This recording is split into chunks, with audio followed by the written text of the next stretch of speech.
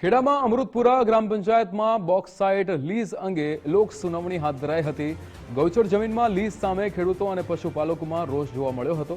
પશુપાલકો રોજનું 2500 લીટર અને વર્ષે 3 કરોડનું દૂધ વેચે છે અમૂલમાં, જેમાં પર્યાવરણ, ખેતીની જમીન અને પશુઓને નુકસાન થવાની ભીતિ સેવાઈ રહી છે। લીઝ સામે અમૃતપુરાના ગ્રામજનોએ ખુલ્લો વિરોધ કર્યો હતો। ખેડા જીપીસીબીના અધિકારી અને અધિક કલેક્ટર દ્વારા સુનાવણી હાથ ધરાઈ હતી। લીઝ મંજૂર કરાશે તો ગ્રામજનો દ્વારા આંદોલનની ચીમકી ઉચ્ચારવામાં આવી હતી।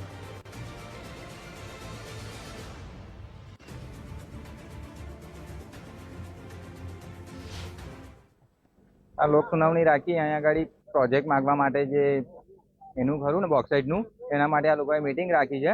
પણ અહીંયા અમારે પોતાનું જે ગામ લોકોનું પશુપાલન સાથે સંકળાયેલા છે અને જે અમારું અહીંયા આગળ કાયમિકનું 2200 લીટર દૂધ થાય છે અને અહીંયા આગળ અમારી ગાયો ભેંસો બધું ચરે છે।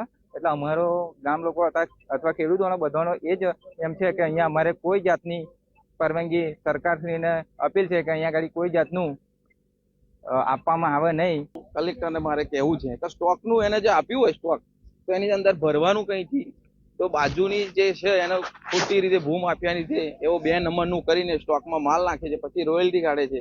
આવું કરીને ખોટી રીતે કામ ચાલુ છે એનું। અને મારું ને એનો સર્વે નંબર 1 જ છે, તો એને બ્લોક વિભાજન છે। મારું સર્વે નંબર 141 11 પૈકી એ છે, એનો 11 પૈકી બી છે। તો મારો ને બહેનો ભેગી જ જમીન છે, ખોટી રીતે એને વિભાજન બતાવેલું છે અને મારી જમીનની અંદર ખોટી રીતે ખોતરીને ધાક ધમકી આપે છે અને કે હું તને પોલીસ કેસ કરીશ, કલેક્ટરને હું જાણ કરીશ, આવું બધું ખોટી ધમકી આપે છે। અને મારી જે જમીનની અંદર જેને ખોતરી લીધું છે, મેં કલેક્ટરને, પછી સચિવાલયમાં ગાંધીનગર, અહીંયા મામલતદાર બધાને જ જાણ કરી છે। મેં બધાને દાદ કરી છે કે અહીંયા સ્થળ તપાસ થવી જોઈએ। હજુ સુધી કોઈ સ્થળ તપાસ કરવા આવ્યા જ નથી। અને આજુબાજુમાં જે મંદિરની જગ્યા રણછોડરાયજી વાળાની આવેલી છે, ત્યાં આગળ આજે વર્ષોથી અમારા વડીલો પાર્કથી અમારા પશુઓનું ભરણ પોષણ થતું હતું, પણ આજની તારીખમાં 2 વર્ષથી એ જગ્યા ઉપર ઘોડા પોલીસ મૂકેલી છે મંદિરે, તો અમારાથી કોઈ એની અંદર પ્રવેશ થવાતું નથી। તો અમારા જે કંઈક પશુઓ છે એ પશુઓનું કદાચ અમારે નિભાણ ગુજરાન કઈ રીતે ચલાવવું અને પશુઓ કઈ રીતે ઉભો રાખવો એની માટે અમે સંમત નથી અને આ જગ્યા અમારે નથી આપવાની।